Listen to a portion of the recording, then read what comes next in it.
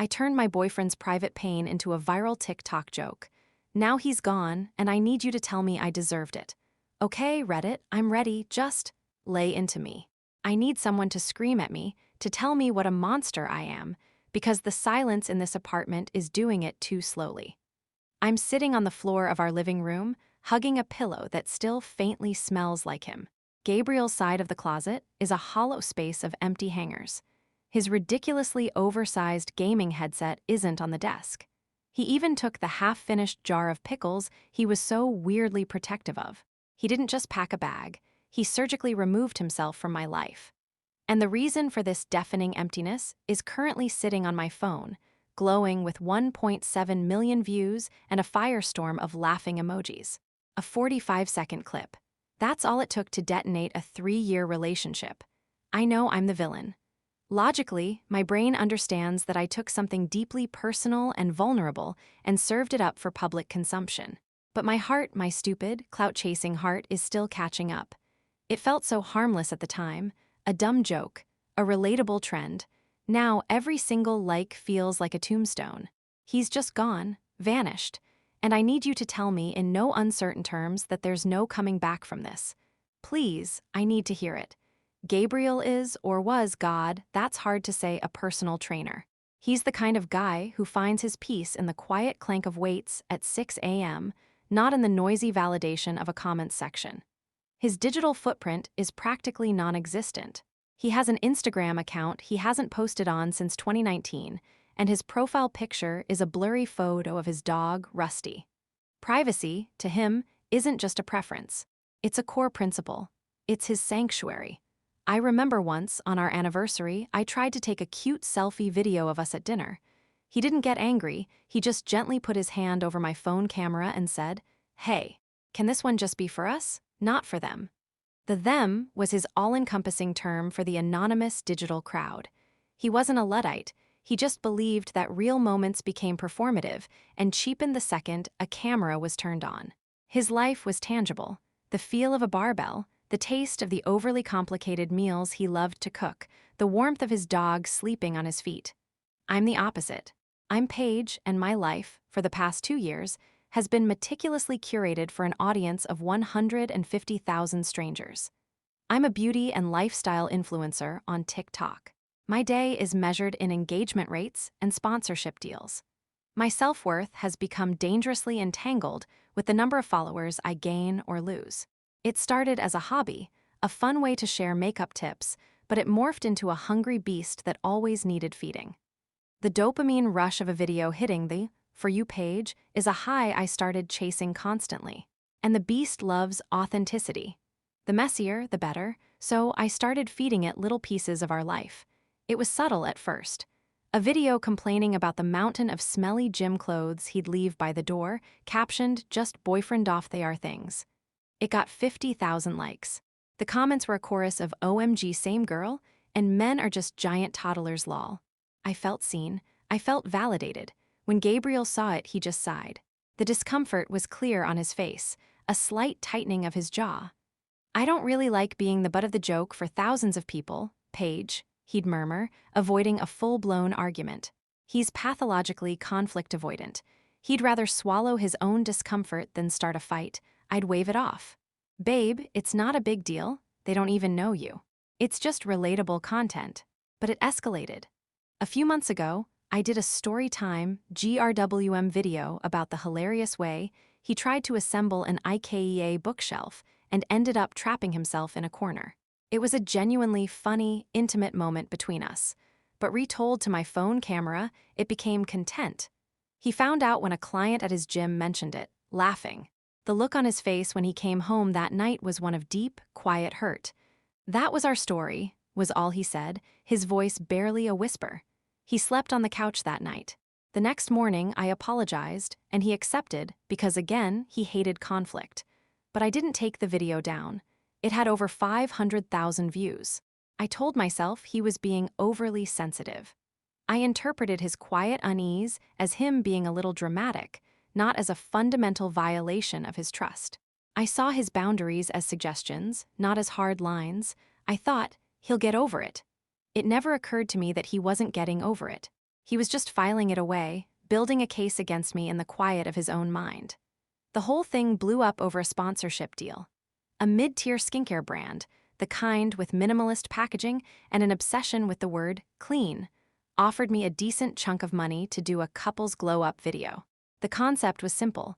I'd use their face masks on Gabriel, we'd laugh, he'd look refreshed, and I'd get paid. When I pitched it to him, I was buzzing with excitement, already mentally storyboarding the shots. His response was a flat, immediate wall. Absolutely not, Paige. What? Why? I asked, the excitement instantly curdling into frustration. It's 30 seconds of your life, Gabe. It's not a big deal. It is a big deal to me, he said, his voice quiet but firm. He was stacking dishes in the sink, his back to me. We've talked about this. My face, our relationship, it's not for sale. It's not content. It's not for sale, it's for my career. I shot back, my voice rising. The one that helps pay for this apartment you live in. Why can't you just support me in this? It's one tiny thing. The argument devolved from there, a miserable spiral of my accusations and his quiet, stubborn refusals. I called him unsupportive. He said I was disrespectful of his boundaries. Finally, he put on his gym shoes. I can't do this right now, he said, his jaw tight. I'm going to go lift, we can talk when I get back. And he left. A few minutes later, my phone buzzed. It was a voice memo from him, then another, and another. I put my phone on speaker, still fuming.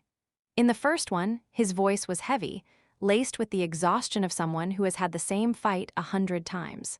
Look, I'm sorry I walked out, he started. When you bring the camera out, I feel like I'm not your boyfriend anymore. I'm a prop. And it makes my skin crawl.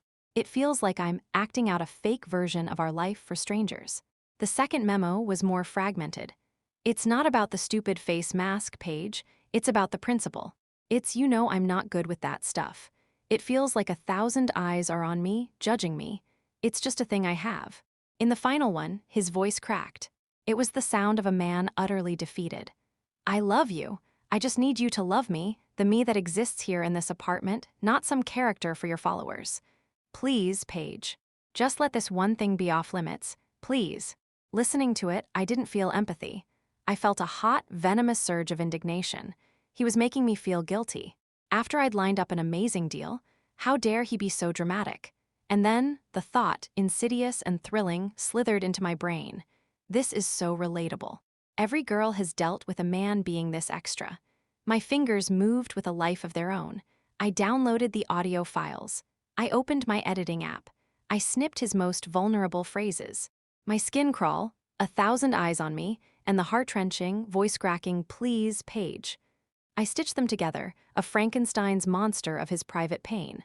Then, the masterstroke of my cruelty, I layered a goofy, upbeat ukulele track over it. After his plea for privacy, I inserted the sound of a record scratch. After his voice cracked, I dropped in a can laugh track. The final touch was the caption, typed out with a sense of righteous, vindictive glee, POV.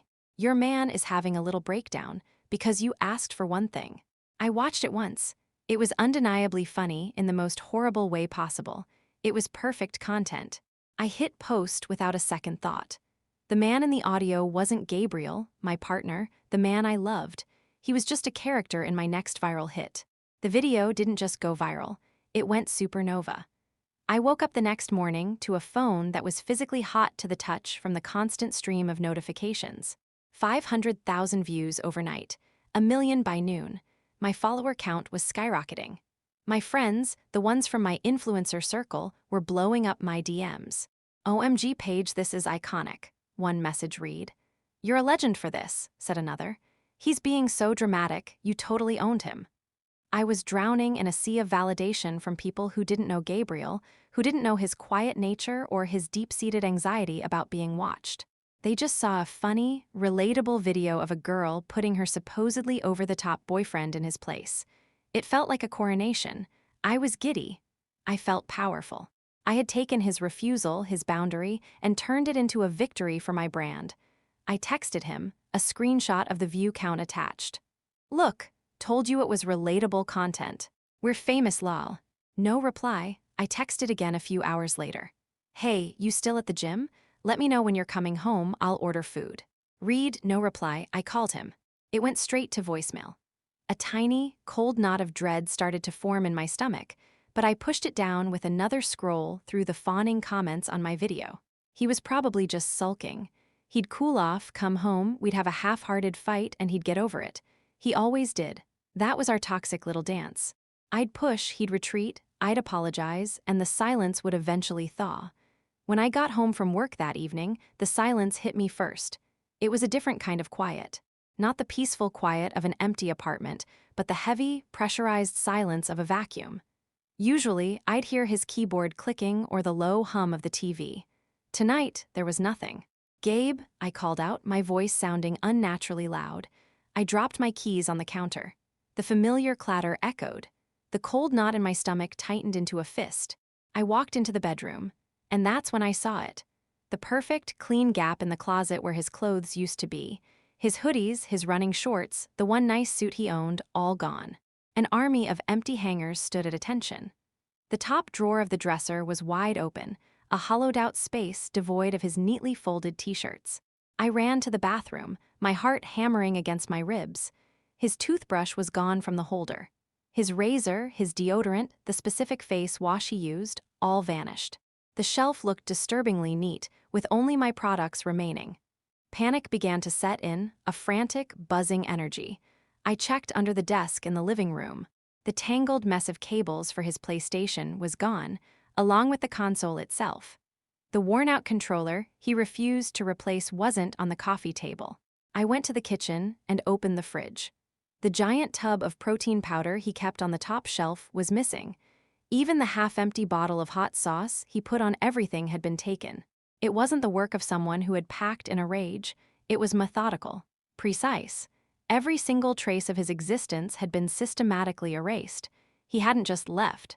He had performed a surgical extraction, leaving no evidence he was ever there. There was no note, no angry text, no final, dramatic confrontation. Just a hollow, echoing void where a person used to be, the ultimate expression of his conflict avoidance. He didn't want to fight about it. He just wanted to be gone. And in that crushing, deafening silence, the 1.7 million views on my phone suddenly felt like the loneliest number in the entire world. The panic set in hard and fast. I grabbed my phone, my hands shaking so badly I could barely unlock it. I called him. Straight to voicemail, I called again. Voicemail. A third time, voicemail. I sent a frantic barrage of texts.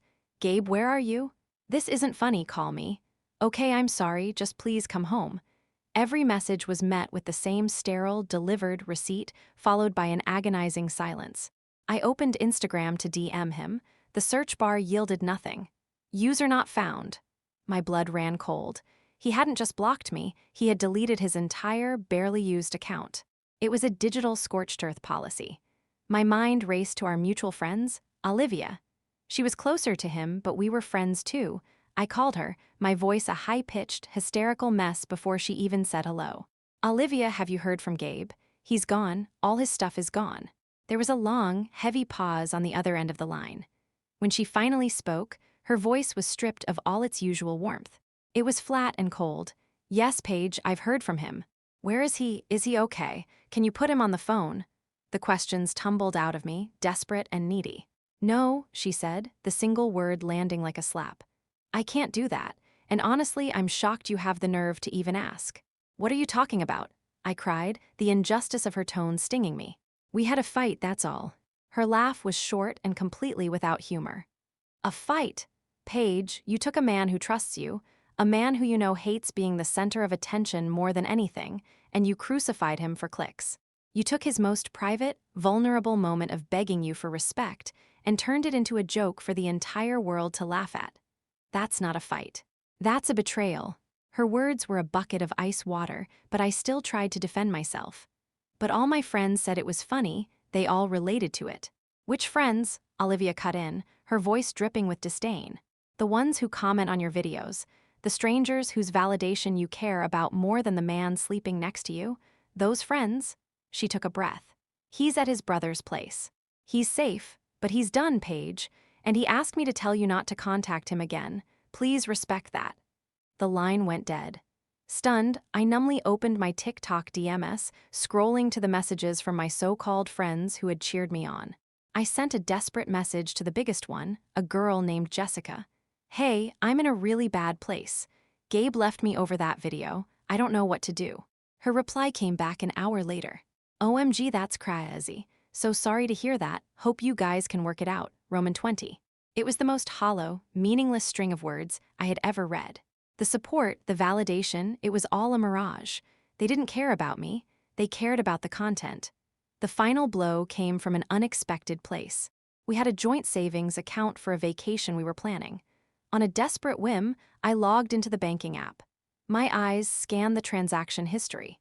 And there it was, dated 2 days ago, the day the video went viral. A transfer of exactly half the balance out of the account, with the memo, security deposit new lease. He hadn't just decided to leave when he got home. He had seen the video, made a plan, found a new apartment, and paid the deposit, all while I was basking in the glow of my viral fame. It wasn't an impulsive act of anger. It was a calculated, quiet, and final decision. He was already gone before I even knew it. It's been 3 weeks.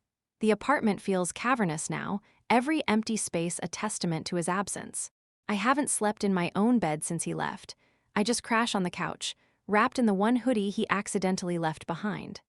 The viral glow of the TikTok video has long since faded, replaced by a sick, hollow feeling in my stomach every time I see the view count, which is still climbing. I haven't deleted it. Part of me knows it's pointless. It's been screen recorded, reposted, and stitched a million times. Another, more pathetic part of me feels like it's the last remaining link to the moment everything shattered. A digital monument to my own stupidity. My only window into his new life, my only source of self-inflicted torture, is Olivia's Instagram. I've become a pathetic, obsessive stalker. I check her profile 20, maybe 30 times a day, my thumb swiping down, down, down, praying for an update. Most days, there's nothing. But sometimes, there's a crumb. And that's where I am right now. Sitting in the dark, the blue light of my phone illuminating my tear-streaked face. Olivia just posted a new story. It's a group photo from a barbecue. There are maybe 10 people, all smiling, holding beers. And in the back corner, almost out of frame, is Gabriel. He's thinner, the sharp line of his jaw more pronounced. He's wearing a plain gray t-shirt, and he's turned slightly, talking to someone I don't recognize. He's laughing. It's not a huge, performative laugh. It's a small, genuine smile, the kind that crinkles the corners of his eyes. The kind he used to give me. He looks peaceful, free, like a man who has just set down a burden he's been carrying for a very long time. And me? I'm the burden. I built a stage for an audience of strangers, and in my desperate need for their applause, I pushed the only person who truly saw me off of it. Now the show is over, the audience has gone home, and I'm just a clown alone under the spotlight, in a silent, empty apartment.